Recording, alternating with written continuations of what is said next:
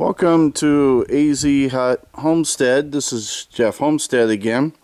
I'm going to do this video on just the container itself, and to give you a little closer look at it and explain a little bit of why I even went with a container. Obviously, do subscribe, and hateful negative comments, I'm going to just ignore you. So anyhow, as you can tell, it sits on some rock. These are just some basic cinders that are really inexpensive here in Arizona. I did the best I could as far as leveling it. And when I leveled it, it slopes a little bit, that being the high side and the door being the low side, which is fine. Slopes a couple inches. It's not going to kill anything. I just got to remember when I do my shelves that I have some kind of slope to it. When I did this container, I had it painted. It was a different color to begin with. When I had it painted, it was during the winter. It was in December.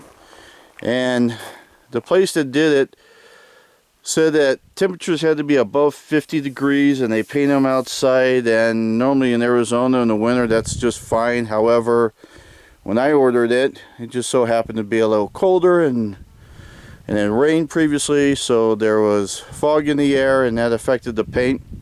So he repainted it and for me, and you can still see some of the markings. I don't know how well you can see it, but there were, you can kind of maybe see a little bit of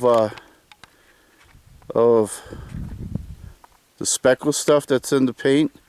Well, that's just because it didn't adhere very well because of the moisture in the air and the humidity and all that when he was painting it, which is fine. I just wanted some kind of color other than the bright orange. I did have this guy here put on. That was only just another $100 or so. I had that put on because, like I said, in Arizona, even in this high desert, it's going to get 90-95 degrees, and this is a tin can basically, so it's like an oven. So I was concerned that it might get hot, and I figured, gee, if I had one of these, the heat would just go right through it, so I'll be fine. It was kind of interesting because of the way that the container has these ripples in the sides here for strength. Well, this is a standard roofing whirlybird, and it doesn't fit evenly, so he had to fill it in with that expansion foam, and with that expansion foam, well, it pokes out unless he puts some quality duct tape on. Duct tape fixes everything. Problem is, that sheet metal is a little bit on the oily side, so it didn't adhere to it very well. Plus, when he installed it, it was very windy out. So, that's not going to harm it. I could have cut it off, but I'm too lazy, so it's not hurting anything. I'll let it be.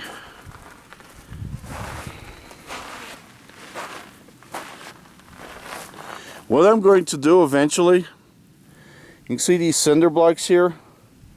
I'm going to put cinder blocks all along the side here, and also one over there in that corner, and I'm going to have posts.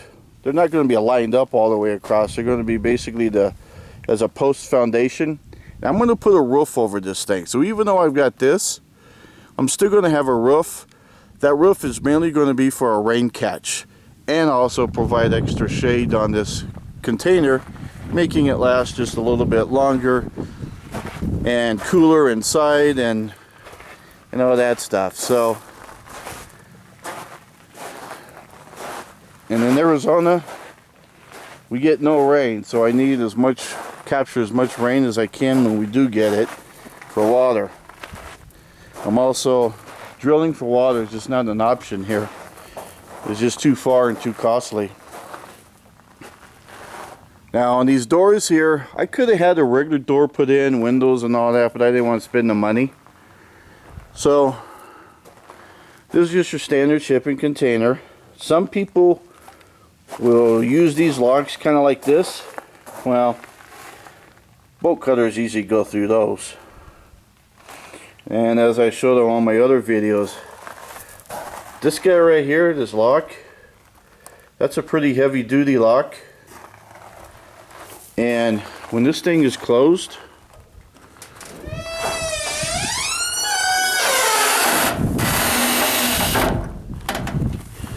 when this thing is completely closed, and those guys there are latched, this lock here, you only see like that much, where am I at? Like that much of the lock. So you can't reach it by bolt cutters because there's practically no way around, and so the best way is to cut into this thing. I forget what kind of gauge this is, but it's a pretty thick stuff, and if someone's willing to cut into it, doesn't matter what kind of lock I use, they're going to get into it. This is the color of the outside before it was painted. So as you can tell, this looks so much better than that. Besides, that kind of sticks out like a sore thumb. At least the brown kind of blends in. Now going on the inside, obviously the change in sunlight to dark, we'll see how well this captures it. Looks like it might be doing okay.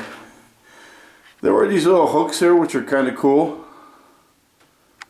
Not all of them have them. Sometimes they break off. But like I got one, where is it? Right there. Another one there, and etc. So those hooks are kind of nice if you want to use them for your container about strapping stuff down. This guy here, that's supposed to be a vent. And so in theory, you have a vent up front, and then you got your, where's it at? There it is. The whirlybird in the back. And so in the perfect world, it draws air from the front to the back. I've already got a lot of junk in here so far. Some of those are all free stuff. There's one of my poop dust holders. Check this out. Pool pump, free.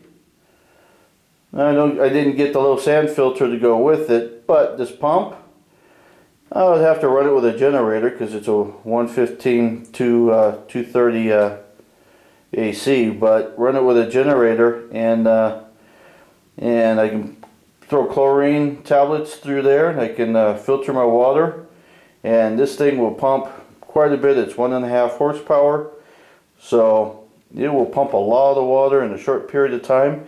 And I'm thinking this, I'm thinking water goes in here, and I got maybe a couple other large containers later on. Well, if I want to pump water from point A to point B, that will do it. Even if I want to cycle water from the same storage, I could do that, and that way I can chlorinate it, I can filter it, and make sure I got good clean water as often as I can.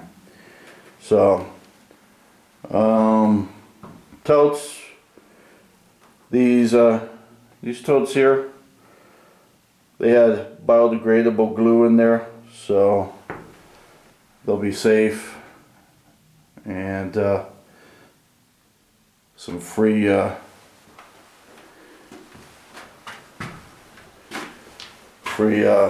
what do you call them, wooden crates, pallets.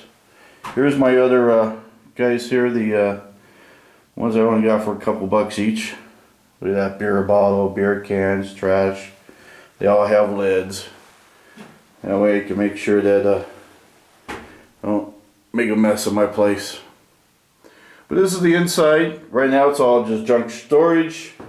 Eventually there'll be, here's some free doors I found. I'll use eventually. And what I'll end up doing is building some shelves in here, building a workbench, and this being next door to where I'm going to be parking, is going to pretty much be more or less a workshop. And on these shipping containers, there's price per square feet compared to some of those portable buildings, it's a little bit more, but when you're locking it, it's a lot more secure on locking it than it would be some of those portable buildings. So just got to make sure that in these holes here that critters like to dig and get underneath. And so I've got to find a way to patch that hole and keep critters from crawling inside and all that. And so anyhow, that's my shipping container. And this is a 20 footer, 8 by 8 by 20.